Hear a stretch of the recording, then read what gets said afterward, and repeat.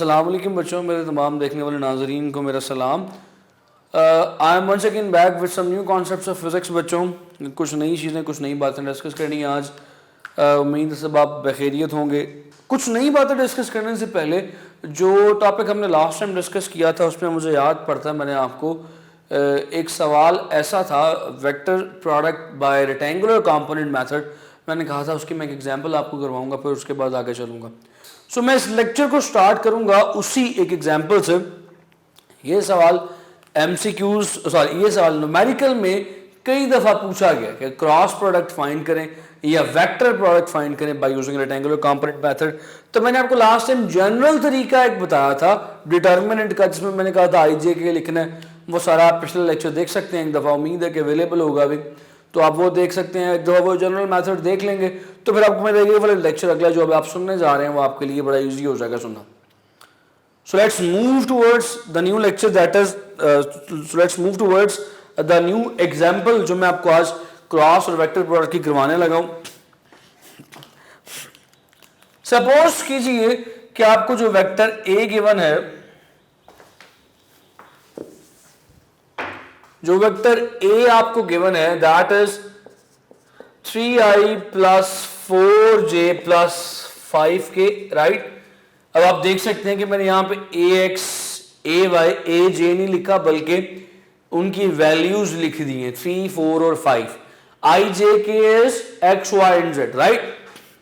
और सिमिलरली जो vector b है आपके पास वो 2i प्लस j माइनस, या सिंपलिसिटी माइनस नहीं भी लगाता आप परेशान हो जाएंगे, प्लस 2k है, राइट। तो मेरे पास v वेक्टर भी आ गया और मुझे कहा यह जा रहा है कैलकुलेट a क्रॉस b। अब मैं ये a क्रॉस b बच्चों कैसे कैलकुलेट करूंगा? मेरे पास सिर्फ एक ही तरीका है क्रॉस b कैलकुलेट करने का, जिसे मैंने मैट्रिक्स डिटर्मिनेंट मेथड कहा था, तो मैं उसी को इस्तेमाल करूंगा अभी। सो देखिएगा जरा इधर, a cross b is equals to matrix determinant method बनाने के लिए बार्स लगाई।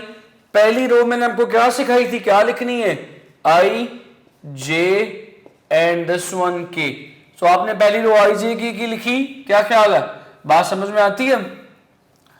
The next thing, the next row is कहा था ax ay aj के लिखें, तो ax ay और ac के लिखें। तो अब आप इसमें क्या लिखेंगे, ax क्या है इसमें, can you see here 3, so 3 4 and this one 5। यहां पे क्या लिखेंगे 2, j के साथ कुछ नहीं लिखा, that means j is having 1 as coefficient. यहां पे कोएफिशिएंट क्या है, 1 है, 1 और यहां पे 2।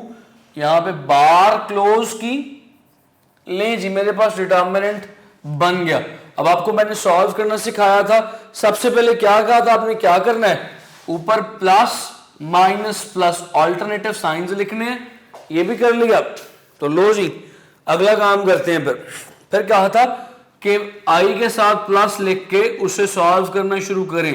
जब i के साथ प्लस लिखेंगे i वाले कॉलम को और i वाली रो को छोड़ देना है, जो बाकी बचेगा उसे लिख लेना है 4 1 5 2, राइट बच्चों।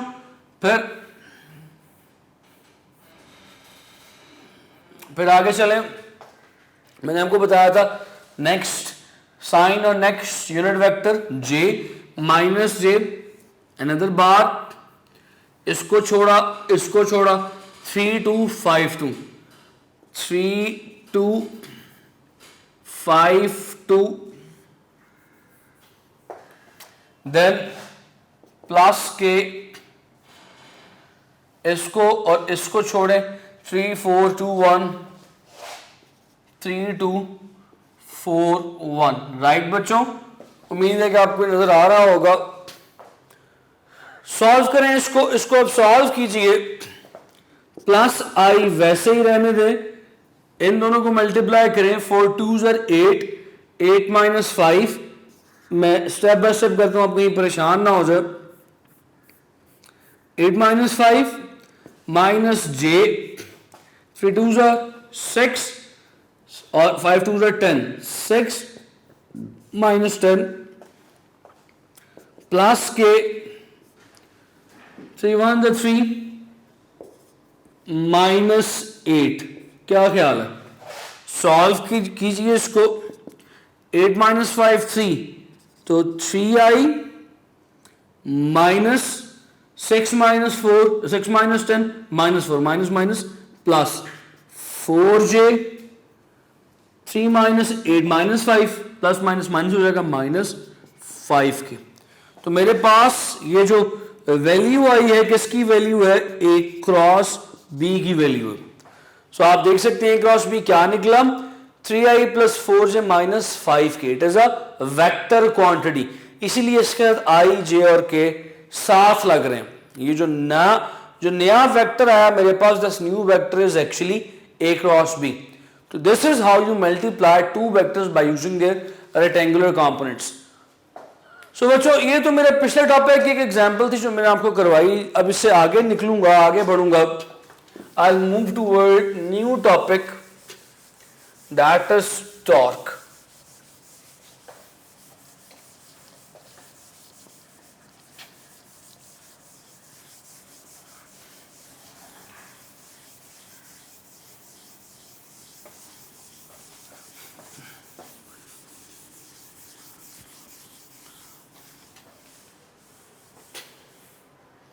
अच्छा बच्चों, let's talk about torque now. Torque के ऊपर बात करने से पहले मैं आपको थोड़ा सा ये बता दूं कि इस टॉपिक में मैं आपकी वो एक कंफ्यूजन हल करूंगा जिसमें मैंने कहा था कि याद रहे कि जब हम a डॉट बी को एक्सपैंड करते हैं तो आपके पास cos थीटा आता। फिर मैंने इससे पिछले लेक्चर में, कल के लेक्चर में कहा था कि जब हम क्रॉस प्रोडक्ट को एक्सपैंड करते हैं तो साथ साइन थीटा आता है विद अ यूनिट वेक्टर। साथ मैंने वहां पे आपके सामने एक सवाल रखा था कि जब आप क्रॉस प्रोडक्ट को ओपन करते हैं तो साइन थीटा क्यों आता है। ये वाली बात तो मैंने आपको एक्सप्लेन कर दी थी कि जब आप डॉट को एक्सपैंड करते हैं साथ कॉस थीटा आता है। ये बात मैं आपको एक्सप्लेन कर चुका हूं। अब सवाल लास्ट लेक्चर में मैंने ये रखा था कि जब क्रॉस प्रोडक्ट को एक्सपैंड करूंगा साइन थीटा क्यों आएगा। तो कोशिश करूंगा आज के लेक्चर में इस सवाल को भी हल करूं कि why cross product always have sine theta when it is expanded. So आगे चलते हैं, इस सवाल को हल करने की कोशिश करेंगे।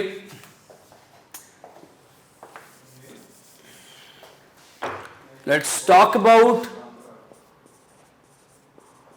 Torque. What is meant by torque बच्चों? टॉर्क को छोटे होते आप कैसे डिफाइन किया करते थे, वैसे जैसे आप छोटे छोटे डिफाइन किया करते थे उसी डेफिनेशन को मैं लिखता हूं। सबसे पहले यहां पे it is turning effect of force. ये फोर्स का टर्निंग इफेक्ट है। ये वही डेफिनेशन है जो आप मैट्रिक में 9th क्लास में भी पढ़ के आए। It is the turning effect of force, right बच्चों। इसी के साथ अब आपको इसकी एक नई डेफिनेशन सिखाता हूं। Torque is also defined as cross product of moment arm and force. अभी मैंने आपको अगर याद हो तो लास्ट लेक्चर में, पिछले लेक्चर में एग्जाम्पल दी थी डॉट क्रॉस प्रोडक्ट की। मैंने कहा था कि अगर आप मोमेंट आर्म को मल्टीप्लाई करें, दिस इज मोमेंट आर्म को मल्टीप्लाई करें फोर्स के साथ आर क्रॉस एफ करें तो you will get another vector quantity that is torque. So it is also defined as, ये डेफिनेशन है टॉर्क की, the cross product of moment arm and force is called torque. अब अगर ये definition है तो इसे मैं एक्सपैंड करूं तो व्हाट आई विल गेट, क्या ख्याल है क्या आएगा? Torque would be equals to R F sine theta into N cap. ऐसे ही है बच्चों, मेरे पास जब इस क्रॉस प्रोडक्ट को एक्सपैंड करूंगा आर एफ साइन थीटा आएगा। सवाल ये है कि why I am getting this sine theta, why I am always getting this sine theta. मैं हमेशा साइन थीटा क्यों, मुझे इस क्रॉस प्रोडक्ट को ओपन करते हुए हमेशा साइन थीटा ही क्यों देखने को मिलता? इस सवाल को समझने के लिए एग्जाम्पल लीजिए कि आपके पास एक एलिप्टिकल ऑब्जेक्ट है, 3D ऑब्जेक्ट है, जो कि इस पॉइंट से फिक्स्ड है, पिवट है, यानी इस पॉइंट के गिर्द घूम सकता। एंड दिस वन, ये जो मैंने रेड कलर से एक वेक्टर ड्रॉ किया, this vector is the vector R, ये मोमेंट आर्म का वेक्टर है। और इस पॉइंट पे जहां पे इस वेक्टर का हेड है वहां पे एक फोर्स लग रही है somehow in this direction. This is force F. क्या ख्याल है बच्चों, it will rotate? Yes, of course it will rotate. ये रोटेट करेगा, इसकी रोटेशन कुछ ऐसी होगी, एंटी क्लॉकवाइज, ये ऐसे घूमेगा। इसका मतलब ये है कि फोर्स का कोई कंपोनेंट ऐसा है जो इस पूरे के पूरे इलिप्टिकल ऑब्जेक्ट को एंटी क्लॉकवाइज घूमने पे मजबूर कर रहा है। बजाहिर देखा जाए तो this force is not perpendicular to moment arm, जबकि आपने बचपन में भी पढ़ा कि मोमेंट आर्म अगर परपेंडिकुलर हो फोर्स की, ये दोनों वेक्टर्स अगर आपस में परपेंडिकुलर हो तो ही टॉर्क मैक्सिमम होता है। मैंने आपको पिछली क्लास में एक एग्जांपल भी दी थी कि अगर ये मोमेंट आर्म है और फोर्स यूं लगाऊं कि force, can you see here, force is perpendicular to the moment arm, तब टॉर्क मैक्सिमम लगेगा। But in this case moment arm is not perpendicular to the force, तो फिर भी टॉर्क लग रहा है। हाउ? मैंने क्या किया, मैंने इस फोर्स को इसके दो कंपोनेंट्स में रिजॉल्व किया, एक डॉटेड कंपोनेंट ये and other dotted component is this one. क्या ख्याल है बच्चों? अगर आप गौर करें तो ये जो डॉटेड कंपोनेंट है, this component is perpendicular to the moment arm, लिहाजा इस कंपोनेंट को मैं कहता हूं F sine theta. Perpendicular component F Y जो है उसे साइन थीटा से रिप्रेजेंट करते हैं, और this component is parallel to the moment arm, so it is called as F cos theta. तो क्या आप मुझे बता सकते हैं बच्चों, इंतहाई सिंपल बात हो गई, एफ साइन थीटा और एफ कॉस थीटा, इन दोनों में से किस फोर्स के कंपोनेंट की वजह से टॉर्क है? क्या ये कंपोनेंट घुमा रहा है? नहीं, ये तो मोमेंट आर्म की डायरेक्शन में है, इसे तो कभी भी रोटेशन नहीं होगी। तो रोटेशन किस कंपोनेंट की वजह से हो रही है? Because of perpendicular component. ये कंपोनेंट वो कंपोनेंट है जो कि इस पिवट पॉइंट से इस बॉडी को और रोटेट करने में कामयाब हो रहा है। So how can I right torque here? अब मैं टॉर्क को कैसे लिख सकता हूं यहां पे? I know that torque is equal to R cross F. अब मुझे पता है कि फोर्स का कौन सा कंपोनेंट रोटेशन का बाइस बन रहा है, तो मैंने उसी कंपोनेंट को लिखना है। So here it is F sine theta. So effective component for rotation, यानी रोटेशन करवाने वाला इफेक्टिव कंपोनेंट जिसकी वजह से रोटेशन हो रही है, that is F sine theta, not F cos theta, वो तो बाहर खींच रहा है। सो यहां पे जब एक्सपैंड किया तो पता ये चला R F sine theta with its direction give unit vector N. तो यहां पे पता ये चला कि जो हमारे पास इफेक्टिव कंपोनेंट है दैट इज साइन थीटा। ये कैसे पता चला? जब हमने फोर्स को रिजॉल्व किया इनटू इट्स कंपोनेंट। अब अगर मैं इससे आगे चलूं, आपको इसी तरह के एक और एग्जांपल दिखाऊं, मेरे पास यही इलिप्टिकल ऑब्जेक्ट है, लेकिन इस बार मैं फोर्स को रिजॉल्व नहीं करूंगा। सेम उसी पॉइंट से पिवट है, उसी पॉइंट से एक मोमेंट आर्म आगे की तरफ जा रहा है, moment arm is denoted by R vector, और इस मोमेंट आर्म पे एक सेम डायरेक्शन में फोर्स लग रही है जैसे पहले लग रही थी, this is F. But now I am not going to resolve F, अब मैं रिजॉल्व करूंगा मोमेंट आर्म। उम्मीद है कि डायग्राम आपको नजर आ रही होगी बेहतर तौर पे। So let's resolve moment arm. देखिएगा, मोमेंट आर्म का एक कंपोनेंट कुछ परपेंडिकुलर बनेगा फोर्स के, can you see it here, और एक कंपोनेंट बनेगा कुछ ऐसे ही फोर्स की डायरेक्शन में, लाइक दिस।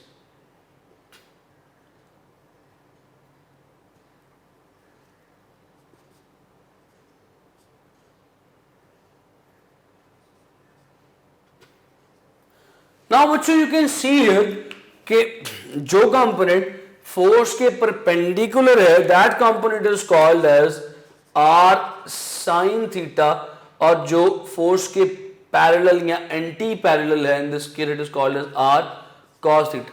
तो मुझे बताइएगा किसकी वजह से, किस मोमेंट आर्म की वजह से, किस मोमेंट आर्म के क्रॉस रोटेशन हो रही है? क्या आर क्रॉस थीटा के क्रॉस रोटेशन हो रही है? नहीं, बिल्कुल नहीं। रोटेशन तो किस मोमेंट आर्म की वजह से हो रही है? आर साइन थीटा की वजह से, because this one is perpendicular to the force. तो अगर मैं टॉर्क को दोबारा लिखूं यहां पे, torque is R cross F, it can be written as R which component of R, R sine theta into F. तो अगर एक्सपैंड किया जाए it becomes R F sine theta into N cap. So in both the cases, both cases में मेरे पास जो effective component है वो sine theta है।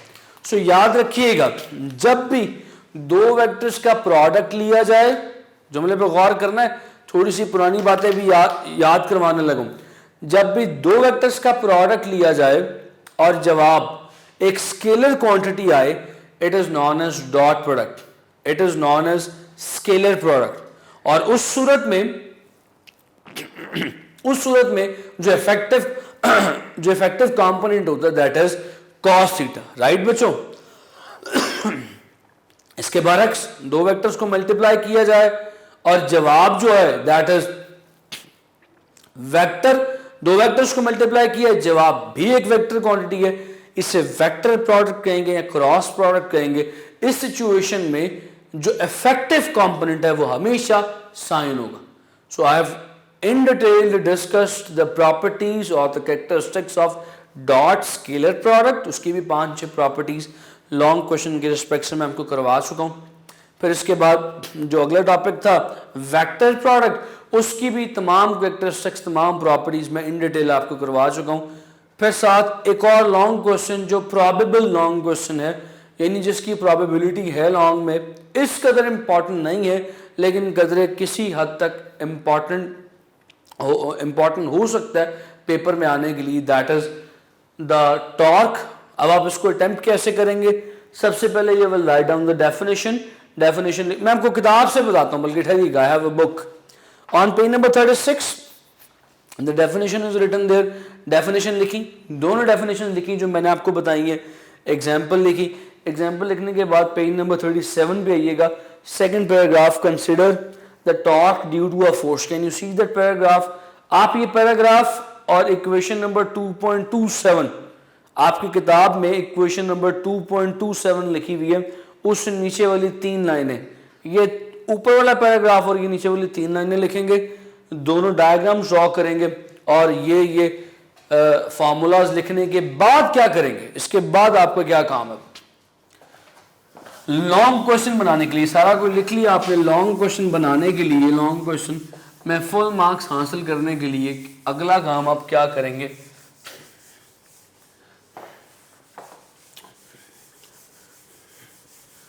इसके बाद आप बताएंगे टॉर्क की कितनी टाइप्स है,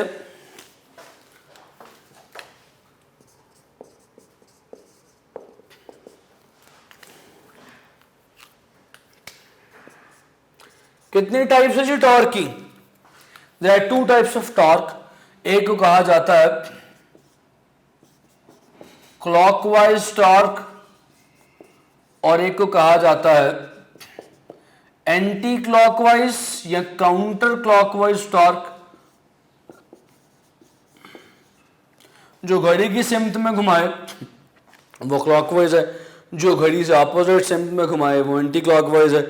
फिर आप इसको बताएंगे कि जो क्लॉकवाइज टॉर्क है that is always taken as negative, conventionally उसे हमेशा नेगेटिव लिया जाता है। Anti clockwise is always taken as positive torque. ये बताने के बाद आप इसके यूनिट्स बताएंगे। यूनिट्स क्या होते हैं जरा देखिएगा। Torque is equals to R cross F, जो आर है moment arm measured in metre, F is measured in newtons, तो न्यूटन मीटर लिखा जाता। इसके यूनिट्स न्यूटन मीटर है। इससे अगर आगे बढ़ें, इसे एकदम आगे चलें तो पेपर में नहीं लिखेंगे आप, मगर मैं आपको यहाँ पे समझा देता हूँ। अगर आप पेज नंबर 37 का लास्ट पैराग्राफ देखें, अगर आपके पास किताबें हैं तो सामने देखिएगा, मैं पढ़ने लगूँ। Torque is the counter part of force for rotational motion.